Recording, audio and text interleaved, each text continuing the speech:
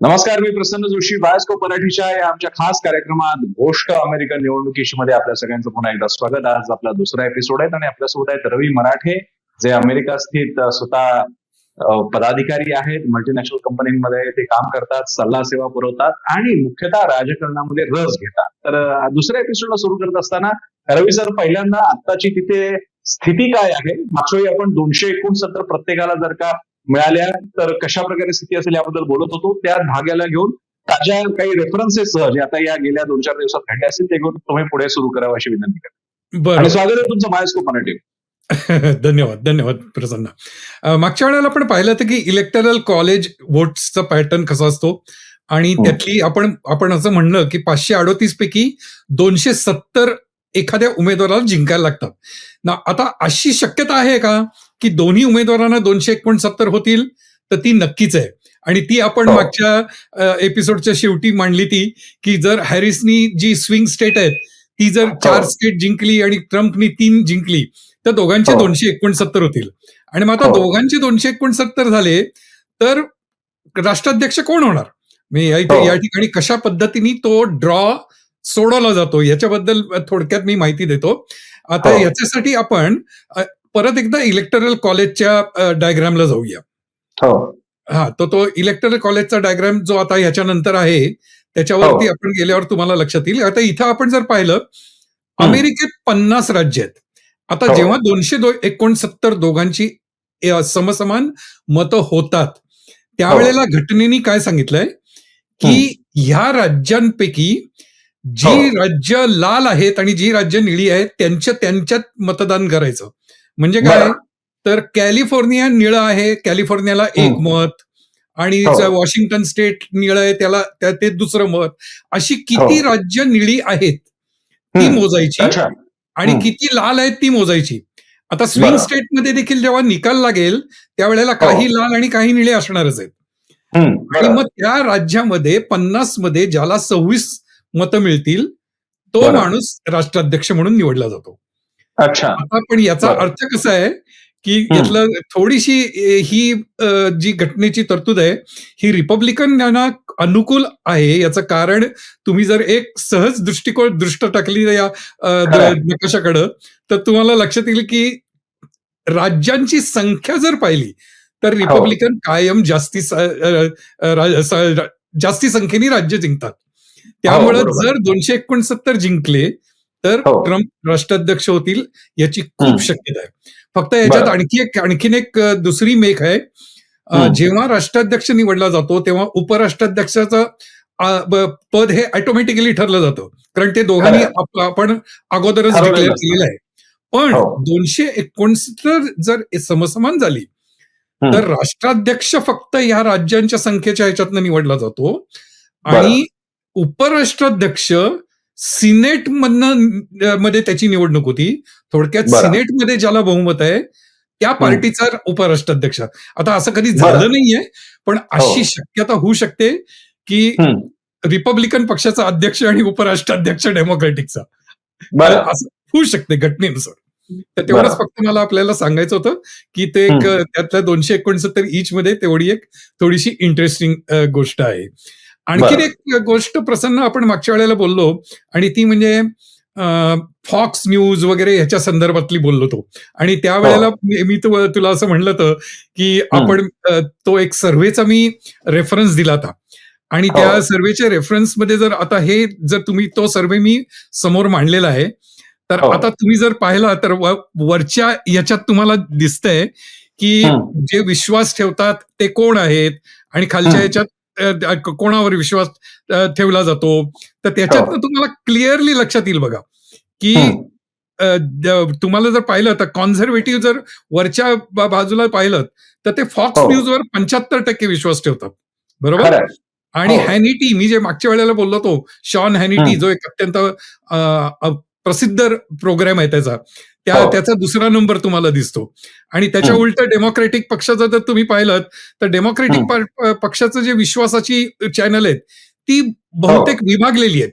CNN, 70, New York times, NPR, PBS. म्हणजे थोडक्यात काय की अशी एक क्लिअर कट मीडियामध्ये मात्र डिव्हिजन आहे की मीडियामध्ये डिव्हिजन अशी आहे की एक 4-5 मीडिया आउटलेट असे आहेत की जे रिपब्लिकनना आवडतात किंवा रिपब्लिकनचे जे सपोर्टर आहेत त्यांना ते आवडतात आणि बाकीचे डेमोक्रॅटिकना.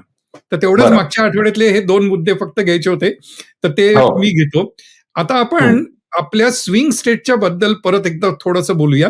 आणि मागच्या आठवड्यात आपण असं म्हणलं होतं की अमेरिकेत शहरी आणि ग्रामीण भाग याच्यातला एक महत्वाचा फरक किंवा अंतर. आणि मागच्या आठवड्यात आपण पेन्सिल्व्हेनियाचं उदाहरण घेतलं होतं की पेन्सिल्व्हेनियामध्ये 80,000चा लीड बायडेनना होता.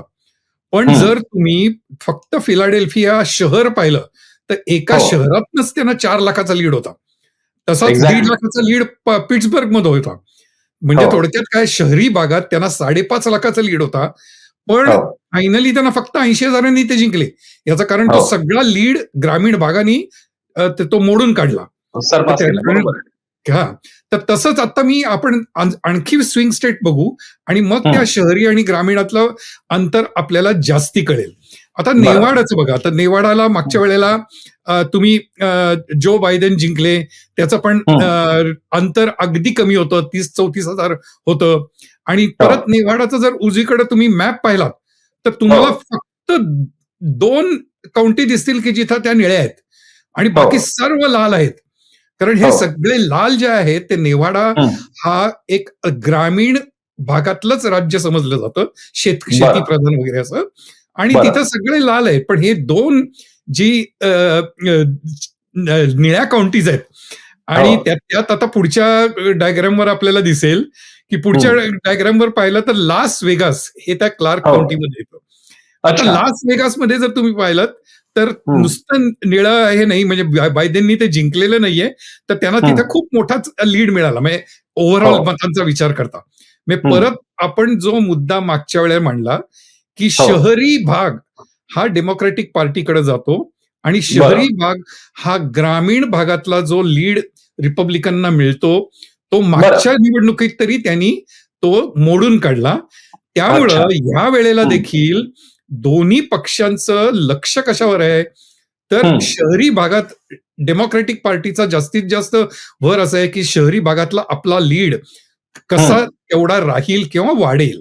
आणि अर्थातच रिपब्लिकन पक्षाचं त्याचं उलट आहे की आपण शहरी भागात आपण जास्तीत जास्त हातपाय कसे पसरवू.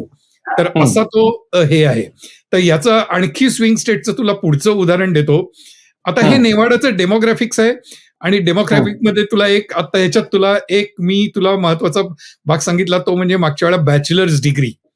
आता बॅचलर्स डिग्री जर तू पाहिलंस तर नेवाडामध्ये अत्यंत कमी पर्सेंटेज आहे की जी लोक डिग्रीची आहेत. आणि ते तुला कन्सिस्टंट असं दिसेल की लाल 2 काउंटी सगळ्या सोडल्या तर सगळ्या लाल आहेत.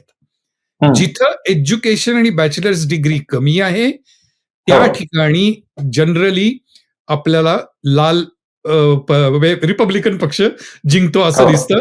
ते या नेवाडाच्या डेमोग्राफिकनी परत एकदा सिद्ध होतं. आता आपण पुढच्या परत तो शहरी भागाचा एक थोडक्यात मी घेतो कारण ही सगळी स्विंग स्टेट आहेत. म्हणजे ही सगळी प्रत्येक राज्य मी विचारात घेतोय कारण ही सगळी स्विंग स्टेट आहेत. तर अरिझोना जर तुम्ही पाहिलं तर अरिझोनामध्ये देखील बघा लीड हार्डली 11,000चा आहे बायडेनला. पण आता तो 11,000चा देखील लीड आहे. तो जर तुम्ही पुढच्या ह्याच्यात पाहिलं तर तो शहरी भागातला आहे. म्हणजे तो आता पुढचं जे चित्र आहे त्याच्यात तुला दिसेल की तो मारिकोपा काउंटी म्हणून जी आहे, जी अरिझोनाचं जे राजधानीचं शहर, तर त्यांनी बायडेनला 45,000चा लीड दिला. आता म्हणजे थोडक्यात काय तर की जिथं शहर आहे तिथं हे आहे. आणि इथं एक अरिझोनात एक महत्वाचं मी तुला आणखी सांगीन. तिथं वरती लिहिलेलं आहे बघ, डेमोक्रॅट्स फ्लिप्ड दिस स्टेट. बरोबर. फ्लिप्ड म्हणजे काय, जे ओळीनी 3 वेळेला ते रिपब्लिकननी जिंकलं तर पण मागच्या वेळेला डेमोक्रॅटिकनी जिंकलं म्हणून ते स्विंग स्टेट म्हणजे ज्याचा निकाल बदलतो. आता पुढच्या आपण ह्याच्यात जाऊ. अरिझोना डेमोग्राफिक्स परत तुला दिसेल की बॅचलर्स डिग्रीचं प्रमाण आणि मीडियन इन्कम, जिथं जसं मीडियम इन्कम जसं कमी होतं तसं पण परत एकदा रिपब्लिकन पक्षाला जास्ती मतं मिळतात. आता त्यानंतर आपण फक्त आणखीन एक उदाहरण घेऊ जॉर्जियाचं आणि मग आपण पुढच्या विषयावर जाऊ. आता जॉर्जियाचं पाहिलं तर जॉर्जियाला देखील तुम्ही पाहिलं तर 13,000चा फक्त फरक आहे.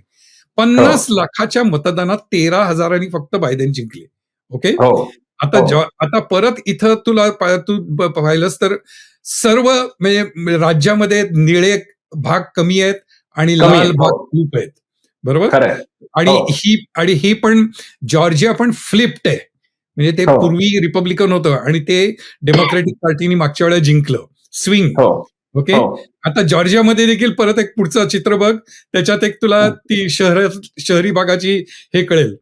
आता जॉर्जियाचं ओव्हरऑल लीड बायडेनचा आहे हार्डली 15,000. आणि जर तुम्ही या पिक्चरमध्ये पाहिलं तर केवढा मोठा फरक आहे बघ. फलटण काउंटी या एका काउंटीमध्येच त्याला जवळजवळ 1 लाखाच्या जास्तीच आहे.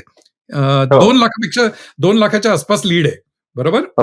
आता ही फलटण काउंटी म्हणजे काय, तर इथं ही मोठं शहर अटलांटा शहर मला माफ करा, मला मगाशी सारखं फलटण ऐकत होतो आणि आपल्या इकडे ऍक्च्युली निवडणुकीमध्ये तिकडे निंबाळकर सुद्धा महत्वाचे रामराजे निंबाळकर कोरडे काय गेले का फलटण येते. नाही अजून नाही पण आहे जाण्याच्या तयारीत आहे. पण एनिवे आपण साताऱ्याच्या फलटणवरून अमेरिकेच्या फलटण मध्ये येऊ. फलटण तर तिथे फलटणला तिथं अटलांटा जे शहर आहे मोठं, जे अटलांटा सगळ्यांना आपल्याला माहिती असतं, कोका कोलाचं ते हेडक्वार्टर आहे अटलांटा. तर त्या अटलांटा शहरानेच एवढा मोठा लीड दिला की परत तो शहरी वर्सेस ग्रामीण हा जो आपण मुद्दा मांडलाय तो इथं प्रकर्षाने तुम्हाला जाणवतो. ठीक आहे. तर हे मला परत एकदा या वेगवेगळ्या स्विंग स्टेटमध्ये पाहिल्यावर आपल्याला तो मुद्दा आपल्याला सहजपणे कळतो की शहरी भाग कसा वेगळा विचार करतो, ग्रामीण भाग कसा वेगळा विचार करतो. ठीक आहे. तर आता आपण पुढच्या ह्याच्याकडे जाऊया आणि पुढच्या विषयाकडे जाऊया. आणि त्याच्यामध्ये आता इंटरेस्टिंग पार्ट आहे. आता जेव्हा स्विंग स्टेट आपण म्हणतो तेव्हा शहरी आणि ग्रामीण हा भाग आहे, नक्की तो फरक आहे. पण आता असं काय किंवा शहरी भाग एकदम वेगळा का विचार करतं? कारण शहरी भागात देखील वेगवेगळ्या प्रकारची लोक आहेत ना. तिथं पण कृष्णवर्णीय लोक आहेत, दुसऱ्या कलरची लोक आहेत. तिथं पण अमेरिकन आहेत, नॉन अमेरिकन आहेत. तिथं पण यंग लोक आहेत आणि वयस्कर लोक आहेत. म्हणजे वेगवेगळ्या पॅरामीटरवर ही लोकसंख्या एकत्र असते. तरी पण शहरी भाग हा एकत्र का विचार करतो, तर याचा एक फार सुंदर अनालिसिस आपल्याला मिळालेलं आहे. तर ते मी तुला इथं प्रेझेंट करतो. तर आता आपण जर असं समजलो की बाबा गेल्या वेळेला जे तुम्हाला वोटिंग झालं आणि हे सगळं स्विंग स्टेट आहेत बरं का. हा डायग्राम फार महत्वाचा आहे. हे पिक्चर, कारण या पिक्चरमध्ये जर खाली सर्वात तुम्ही पाहिलं तर त्या 7 राज्य आहेत बघा, ती चौकोनात दिलेली. बरोबर. त्याच्यावरती मी प्रेझेंट केलंय की 303 हॅरिस विन्स आणि 235 ट्रम्प लुजेस. आता याचा अर्थ काय, तर 303 मागच्या वेळेला बायडेनला जी मतं मिळाली ती ह्या प्रकारे मिळालेली होती. ओके. आणि त्यामुळे तो जर कल कायम राहिला तर म्हणजे थोडक्यात 7पैकी 6 राज्य ही हॅरिस जिंकेल, 1 राज्य ट्रम्प जिंकेल. पण त्याच्यापेक्षा महत्वाचा भाग मला तुला जो दाखवायचा आहे तो म्हणजे वरचे जे फिगर्स आहेत ते. आता वरती जर तुम्ही पाहिलं तर हा एजचा डायग्राम आहे.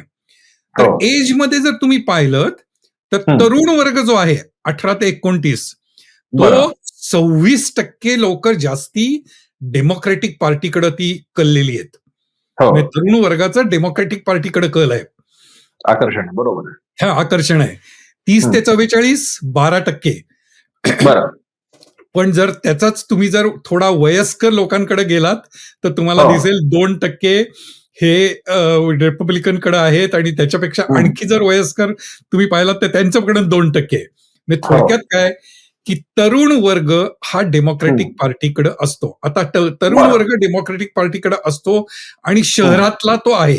कारण हे आपण स्विंग स्टेट बद्दल बोलतोय आणि स्विंग स्टेटमध्ये आपण हे पण बोललो की शहरी भाग कसा डेमोक्रॅटिक पार्टी जिंकते. तर थोडक्यात काय, शहरातला जो वर्ग आहे ज्याचं एक्सपोजर हे रुरल पेक्षा अत्यंत वेगळं आहे. तो शिकलेला आहे, ते तो ग्रॅज्युएट आहेत. आपण मी मागच्या वेळेस तुला दाखवलं तसं की बाबा फिलाडेल्फिया काउंटीमध्ये जवळजवळ 50% जास्ती ग्रॅज्युएट आहेत, जेव्हा राष्ट्रीय ॲव्हरेज 30% आहे. तर हे जे ग्रॅज्युएट आहेत आणि ही जी तरुण वर्ग आहे, हा सगळा डेमोक्रेटिक पार्टीकडे आहे. आता आपण जर विचार केला की ह्या एजमध्ये थोडा जर फरक झाला, आता गंमत बघ, 45 ते 64 मध्ये जर 2% जास्ती कल रिपब्लिकनकडे आहे, पण समजा ह्या वेळेला तो 2%चा कल 7% झाला 45 ते 64 मध्ये, तर तुम्हाला दिसेल की सरळ सरळ ट्रम्प जिंकतील. अगदी खरंय. कारण हे सगळी ती एज फॅक्टरमुळे ती खालची स्टेट, त्या खालच्या स्टेटमध्ये तुम्ही पाहिलं असेल 7 पैकी 4 स्टेट फ्लिप झाली. ओके, तर ती त्यामुळे थोडक्यात काय, एज फॅक्टर हा महत्वाचा आहे. मग आता जर हे वयस्कर लोकांचा जर कल ट्रम्पकडं समजा जाणार असेल, तर त्याचा कॉम्पेन्सेशन म्हणून डेमोक्रेटिक पार्टीला तरुण वर्गावर जास्ती कॉन्सन्ट्रेट करायला लागणार आहे. आणि त्याचं त्यांनी केलेलं पण आहे. त्यांनी काय केलं डेमोक्रेटिक पार्टीने, ते मी तुला सांगतो. त्यांनी 18 ते 26 या गटासाठी एक त्यांचा वेगळा, काय म्हणायचं त्याला, निवडणूक प्रचाराचा सेलच निर्माण केलाय, की त्या निवडणूक प्रचाराचा जो विभाग आहे त्यांनी फक्त 18 ते 25 या वयोगटावरच कॉन्सन्ट्रेट करायचं. की मग त्यामुळे मग तिथं तू एखाद्या आपल्या पाहिलं असेल की टेलर स्विफ्ट या जगप्रसिद्ध गायिका, त्यांनी हॅरिसना उघड पाठिंबा दिला. तर हे सगळं म्हणजे थोडक्यात काय, तरुण वर्गाला जे आकर्षित होऊ शकेल ह्या गोष्टी करण्यासाठी त्यांनी एक वेगळा प्रचाराचा विभाग तिथं निर्माण केलाय. आणि तो विभाग मात्र रिपब्लिकन पक्षांनी केलेला नाही. रिपब्लिकन पक्षाचं उलट चाललंय. ते म्हणतात की आपण तरुण वर्ग बहुतेक आपल्याकडे येणार नाहीच आहे, त्यापेक्षा आपण जे मंडळी 40-45च्या वरती आहेत, जी आपल्याकडे गेल्या वेळेला फक्त 2% कल होता, त्यांचा कल जरी वाढला तरी आपल्याला तरुण वर्ग आपल्याकडे नाही आला तरी चालेल. तर असं ते रिपब्लिकन म्हणजे दोघा पक्षांची थोडीशी स्ट्रॅटेजी तुला वेगळी दिसेल. रिपब्लिकन पक्ष हा थोडा यंग कम्युनिटीवर डेमोक्रेटिक पक्ष हा यंग कम्युनिटीवर कॉन्सन्ट्रेट करतोय. आणि रिपब्लिकन पक्ष प्रयत्न काय करतोय की जे लोक साधारणतः अमेरिकेतला खूप वर्ष आहेत, 40-50 वर्षात, ते त्यांच्याकडे जाते. ठीक आहे. आता त्यानंतर आता रेसमध्ये आता इथं आपल्याला दिसतंय व्हाईट. आता हे फार महत्वाचं आहे बरं का, इथं स्विंग स्टेटला जर तुम्ही पाहिलं तर व्हाईट व्होटरमध्ये रिपब्लिकनना 12% कल जास्ती असतो. ठीक आहे. आता ब्लॅकचं त्याच्या उलट आहे. ब्लॅकचा कल तो संबंध डेमोक्रेटिक पक्षाकडे आहे. हिस्पॅनिक म्हणजे आपले मेक्सिको स्पॅनिश वंशज, तर ते सगळे 29% डेमोक्रेटिककडे आहेत. आणि ऑल अदर मध्ये आता आपले सगळे भारतीय, चायनीज वगैरे असे सगळे येतात, तर ते पण डेमोक्रेटिक पक्षाकडे आहेत. आता हा मुद्दा रिपब्लिकन पक्ष मात्र या निवडणुकीमध्ये थोडासा चतुराने वापर करतोय. याचं कारण असं आहे की कमला हॅरिस या कृष्णवर्णीय आहेत. मागच्या वेळेला बायडन कृष्णवर्णीय नव्हते. त्यामुळे बायडन जेव्हा नव्हते त्यावेळेला बायडन होते व्हाईट, तरी देखील 12% ट्रम्पकडे कल होता. तर आता त्यांचा काय, ट्रम्पचा प्रयत्न काय किंवा रिपब्लिकन पक्षाचा प्रयत्न काय आहे? आता अर्थातच काय म्हणायचं त्याला, असं रेसच्या बद्दल उघड काही बोलणं गैर असतं, पण ते ट्रम्पच्या बाबतीत थोडेसे ही गोष्टी लागू पडत नाहीत. ते स्वतः त्यांचं व्यक्तिमत्व असं आहे की ते बऱ्याच गोष्टी उघड बोलतात. उदाहरणार्थ त्यांनी कमला हॅरिसच्या बद्दल असं विधान केलं की त्या कृष्णवर्णीय म्हणे, ते आत्ता मला कळलं. किंवा त्यांनी असं विधान केलं की त्या कृष्णवर्णीय आत्ता झाल्या. त्यांनी त्यामुळे भारतीय होत्या आणि आता म्हणे उमेदवारी मिळवण्यासाठी आणि ह्याच्यासाठी त्या कृष्णवर्णीय झाल्या. आता हे बोलणं अत्यंत चुकीचं आहे, कारण हॅरिस यांचा एक त्यांचे वडील जमैकाची आहेत वगैरे. मी थोडक्यात काय, पण सांगायचा मुद्दा असा की आता रिपब्लिकन पक्ष हा थोडासा तो रेसचं जे कार्ड जे आहे, व्हाईट वर्सेस नॉन व्हाईट, हे मात्र रिपब्लिकन पक्ष वापरायचा प्रयत्न करतोय. आणि या प्रयत्नामध्ये आणखीन एक दुसरं आहे की या प्रयत्नामध्ये डेमोक्रेटिक पार्टी पण त्यांच्या बाजूनी प्रयत्न करते. तर अगोदरच्या डायग्रामवर जर आपण परत गेलो तर डेमोक्रेटिक पार्टीच्या ह्याच्यावर तुला ब्लॅकचे खूप मोठा लीड दिसतोय. आता जॉर्जिया सारख्या शहरात, जॉर्जिया सारख्या राज्यात, मला म्हणायचंय जॉर्जिया सारख्या राज्यात कृष्णवर्णीय लोकसंख्या ही मेजॉरिटीनी आहे. तर त्यामुळं डेमोक्रेटिक पक्षाचा आता प्रयत्न असा आहे की त्या कृष्णवर्णीय लोकांना त्या वर्णाच्या अँगलनी स्वतःकडे अट्रॅक्ट करायचं, की बघा हॅरिस या तुमच्यातल्या आहेत असं सांगून अट्रॅक्ट करायचं. तर असं ते रेसच्या बाबतीतलं गणित आहे.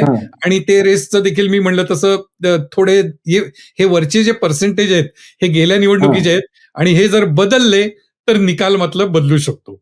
आणि ते दोन्ही पार्टीजना माहिती आहे की हे अनालिसिस जे काय आपण दाखवतोय हे त्यांना सगळ्यांना माहितीच आहे. त्यामुळे त्या निवडणुकीचा त्यांचा प्रचाराचा रोख त्यानुसार असतो. आता पुढचा आपण ह्याच्याकडे बघू. आता पुढचा बघितलंच तर एज्युकेशन. तर एज्युकेशन मध्ये आता परत तुला दिसेल की व्हाईट कॉलेज ग्रॅज्युएट्स, ओके, आता व्हाईट कॉलेज ग्रॅज्युएट्स मध्ये परत तुला डेमोक्रेटिक पक्षाचा कल दिसतोय. आणि व्हाईट मध्ये जे कॉलेज डिग्री नाही आहेत तिथे तुला दिसेल की सरळ सरळ त्यांचा कल ट्रम्पकडे असतो. तर ते हे आता इथं परत आता काय होत आहे की जर तुम्ही फिलाडेल्फियाचं उदाहरण घेतो मी तुला, किंवा पेन्सिल्व्हेनियाचं उदाहरण घेतो, तर कमला हॅरिस आणि यांची जर आता भाषणं ऐकली तर ती भाषणं सरळ सरळ त्यांचा रोख हा ग्रॅज्युएट लोकांना आपल्याकडं आणखी खेचायचा आहे. त्यामुळं त्यांचा आत्ता मुद्दा कसा आहे की हे 7% आहेत, हे 7%चं जास्ती कसे होतील, आणि सायमल्टेनियसली नॉन ग्रॅज्युएशनचा ट्रम्पचा लीड कसा कमी होईल. पण त्यांना माहिती की नॉन ग्रॅज्युएशन म्हणजे साधारणतः ग्रामीण भाग येतो, तिथं त्यांना हातपाय मारणं थोडंसं अवघड आहे. त्यामुळे ते परत शहरी भागावर कॉन्सन्ट्रेट करतात जिथं ग्रॅज्युएट आहेत, आणि तो ग्रॅज्युएटचा कल आपल्या बाजूनी वाढवणे याच्यासाठी डेमोक्रेटिक पार्टीचा खूप मोठा प्रयत्न चालू आहे.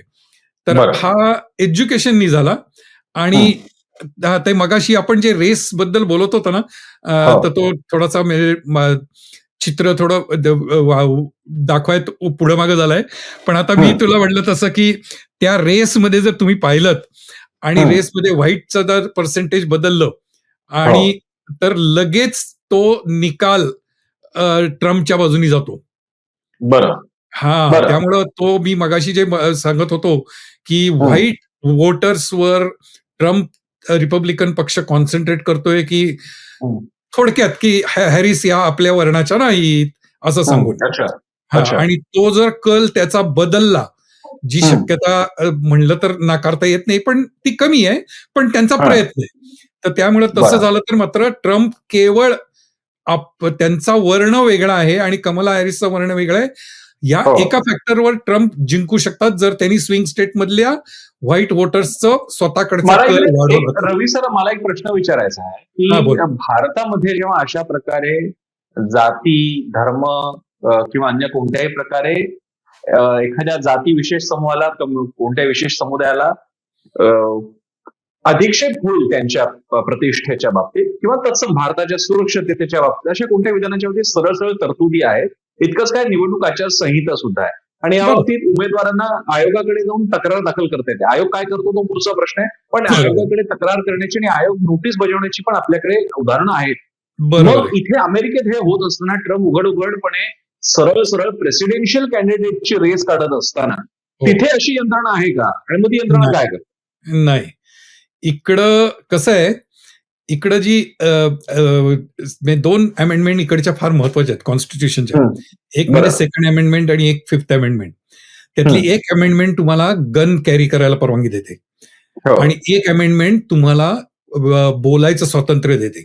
आणि ते बोलायचं स्वातंत्र्य इतकं म्हणजे त्याचा आवाका मोठा आहे, स्कोप मोठा आहे, की ह्या सगळ्या गोष्टी कोणी बोलल्या तर ते वैयक्तिक मत या नावाखाली ते कायद्यात बसतं. आणि अशी इथं कुठलीही यंत्रणा नाही, की ज्या यंत्रणेकडे उदाहरणार्थ डेमोक्रॅटिक पार्टी जाऊन तक्रार करेल, की बाबा बघा ट्रम्पनी आमच्याविषयी रेसवर जातीवाचक उद्गार काढले. अशी कुठलीही इथं यंत्रणा नाही. कारण त्या यंत्रणेचा उपयोग होणार नाही. कारण ट्रम्प म्हणणार, की मी माझं वैयक्तिक मत मांडलं, ते स्टेजवर मांडलं, हा मुद्दा वेगळा आहे. त्यामुळे तो जो फ्रीडम ऑफ स्पीच हे याचं एक फार वेगळ्या लेवलचं इकडं त्याची कल्पना आहे. त्यामुळे तुला इथं फ्रीडम ऑफ स्पीचच्या मुळे झालेले मानहानीचे खटले हे अगदीच किरकोळ असतात तिथं, कारण ते कोर्टात स्टँडच होत नाहीत. अच्छा. रवी सर, याप्रमाणेच आपण आता सगळ्या गोष्टी बघून घेतल्या, ते या निवडणुकीचे महत्वाच्या रचना आहेत ज्या आपण समजून घेतल्या. आपण शिक्षणाबद्दल बोललो, आपण ग्रामीण वर्सेस शहरांबद्दल आपण बोललो, आपण राज्यांमध्ये बदल बघितले, आपण फ्लिप स्टेट सुद्धा बघितल्या. या व्यतिरिक्त असे कोणते मुद्दे आहेत आणि विशेषतः गेल्या काही दिवसांमध्ये असे कोणते मुद्दे चर्चिले जात आहेत, असा कोणता मुद्दा वर आणण्याचा प्रयत्न होतोय का? नॅरेटिव्ह, सध्या भारतामध्ये हा शब्द खूप फेमस होतो, narrative setting. Anti constitution, BJP काय आहे तर संविधान विरोधी असं नॅरेटिव्ह इंडिया आघाडीने सेट केल्यामुळे आम्हाला नुकसान झालं असं भाजपने मान्य केलेलं आहे. असं काही नॅरेटिव्हचा काही खेळ चाललाय अमेरिकेमध्ये? नॅरेटिव्हचा खेळ आहे, आणि तो नॅरेटिव्हचा खेळ मी मागच्या वेळेला तुला बोललो होतो त्याप्रमाणे त्या दोन महत्वाचे दोन मुद्दे, एक म्हणजे इकॉनॉमी, ती महागाई, आणि दुसरं म्हणजे इमिग्रेशन. आता दोन्ही विषयी नॅरेटिव्ह असं आहे की ट्रम्पनी त्याचं जे नॅरेटिव्ह आहे ते नॅरेटिव्ह सेट केलेलं आहे, की त्यांचं म्हणणं असं आहे की बघा, मी जेव्हा अध्यक्ष होतो त्यावेळेला महागाई नव्हती, आणि आता ह्या बायडेन झाले आणि महागाई झाली. आता दोन्ही वेळच्या परिस्थिती वेगळी होती, कोविड, पोस्ट कोविड, या सगळ्या गोष्टी आहेत. पण ट्रम्प असं त्यांच्या प्रचारात सांगतात की माझ्यामुळं ती महागाई नव्हती, आणि त्यांचं तो आता कॉन्सन्ट्रेशन ते आहे. आणि त्याच्या विरुद्ध कमला हॅरिसची थोडीशी त्या बाबतीतली स्थिती थोडी अवघड आहे, कारण त्यांच्या काळात ती महागाई झाली हे सत्य आहे. त्यामुळे कमला हॅरिस सध्या काय करतायत की त्यांचं ते नॅरेटिव्ह जे तू जे बोललास की महागाईचं जे नॅरेटिव्ह आहे त्याच्याविषयी कमला हॅरिस सध्या गेल्या 15-20 दिवसात किंवा एक साधारणतः 2-3 आठवड्यात त्यांचा खूप त्याच्यावर फोकस आहे. मग त्या सांगतात की बाबा, मी उदाहरण देतो तुला, की आता चाइल्ड टॅक्स क्रेडिट, तर इकडं चाइल्ड टॅक्स क्रेडिट त्यांनी सांगितलं की मी राष्ट्राध्यक्ष झाल्यावर प्रत्येकाला मी $6,000 चाइल्ड टॅक्स क्रेडिट देईन प्रत्येक मुलासाठी. आता $6,000 जेव्हा तुमचं 60,000 मीडियन इन्कम आहे नॅशनल लेवलला, त्यावेळेला $6,000 म्हणजे ऑलमोस्ट तुम्हाला 10% एक्स्ट्रा इन्कम गव्हर्नमेंट, त्यामुळे ते मोठं आहे. त्याचबरोबर त्यांनी आणखीन एक महत्वाचा मुद्दा त्यांनी मांडलाय कमला हॅरिसनी, की इथं घर घेणे हे थोडंसं गेल्या काही वर्षामध्ये एक अवघड गोष्ट झाली आहे. टंचाई आहे, आणि तेवढी घराच्या किमती खूप वाढल्यामुळं लोकांना परवडत नाही. तर हे त्यामुळं जो कनिष्ठ मध्यमवर्गीय आहे, असं कनिष्ठ मध्यमवर्गीय अमेरिकन पद्धतीचा, आमच्याकडे कनिष्ठ मध्यमवर्गीय देखील गाड्यातनं फिरतात, त्यामुळे तो मुद्दा वेगळा. तर पण त्याला नवीन घर घेणं काही वेळेला जड जाते. तर आणि असे खूप मोठा, आणि हा वर्ग कुठला आहे? हा वर्ग साधारणतः तरुण आहे, कारण जो तरुण वर्ग आहे त्याला स्वतःचं आयुष्य निर्माण करायचंय, त्याला स्वतःचं घर घ्यायचंय. तर त्यामुळे त्यांनी काय केलंय की त्यांनी सांगितलंय की जर नवीन घर तुम्ही जर घेणार असाल तर गव्हर्नमेंट त्याच्यासाठी तुम्हाला $10,000 सबसिडी देईल, काही ठिकाणी $25,000 सबसिडी देईल.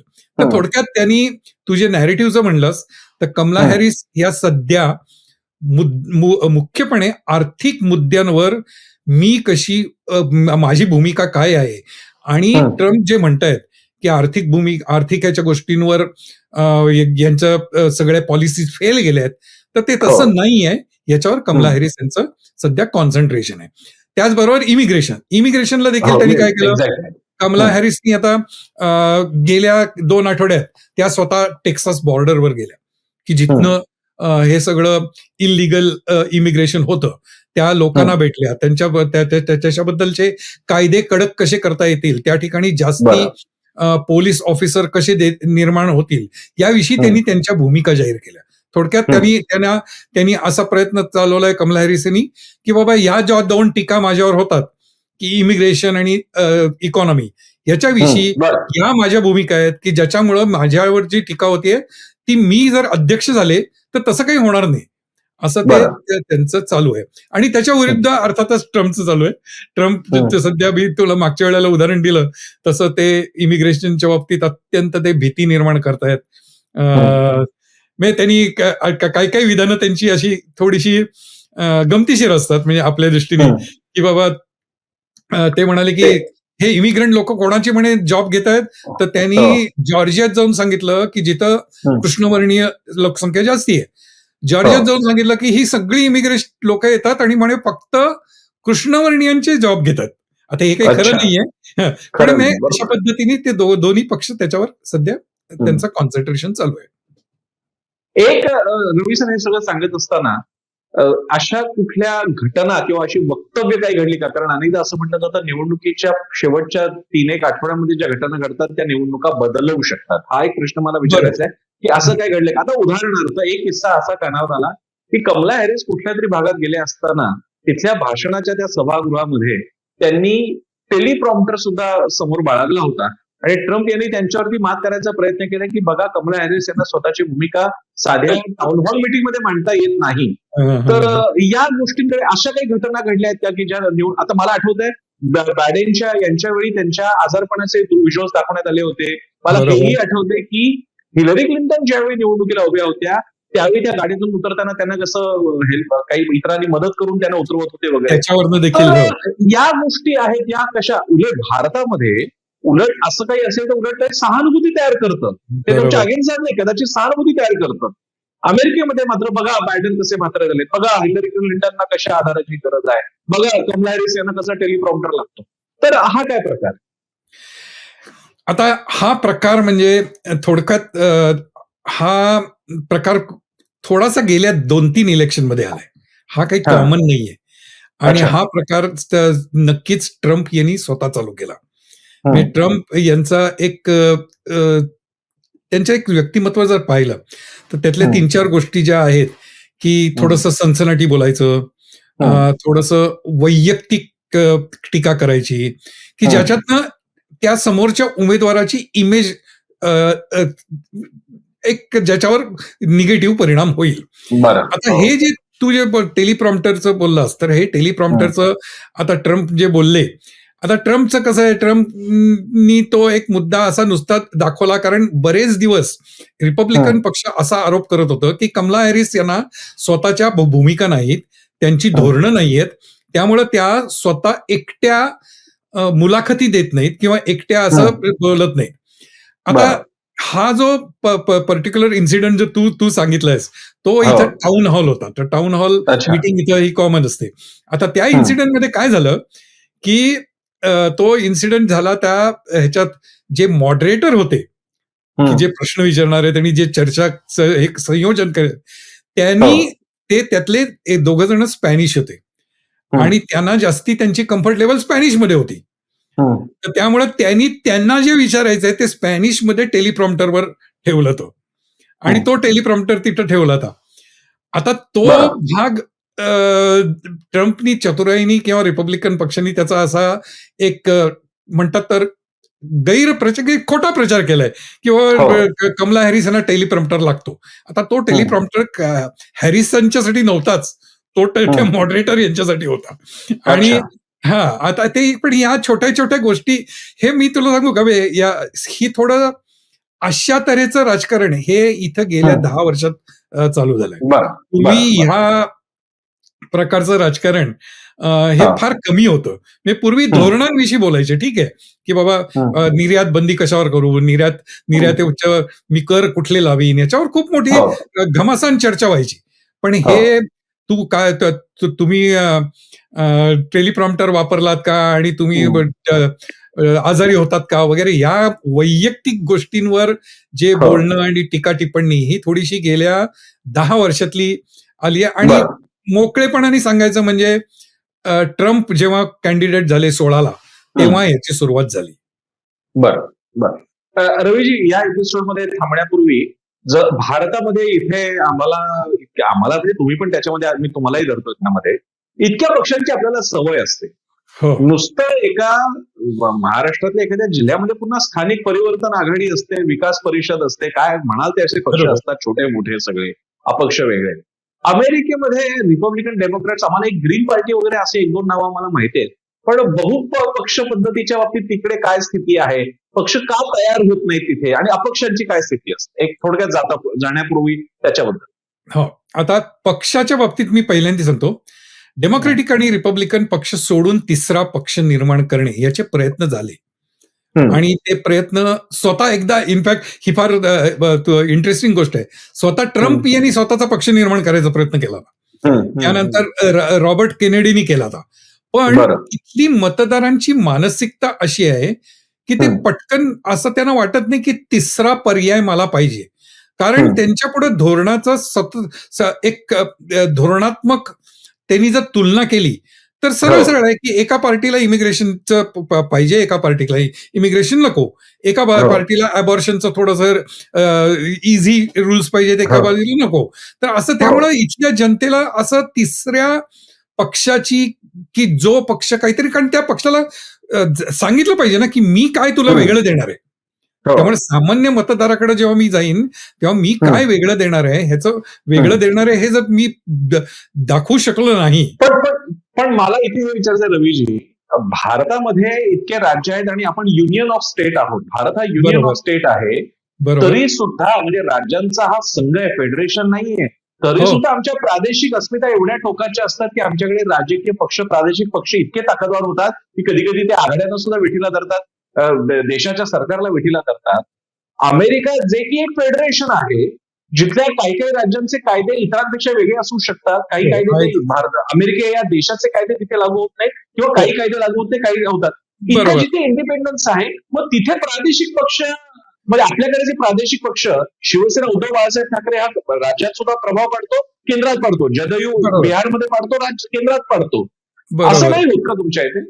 नाही, कारण मी म्हणलं तसं इथं त्याचं एक कारण आहे, आणि हा थोडासा ह्याचा अभ्यास झालाय, आणि आपल्या इकडची हार्वर्ड युनिव्हर्सिटी आणि स्टॅनफोर्ड या दोन्ही युनिव्हर्सिटीमध्ये या गोष्टींविषयीचा अभ्यास झालाय.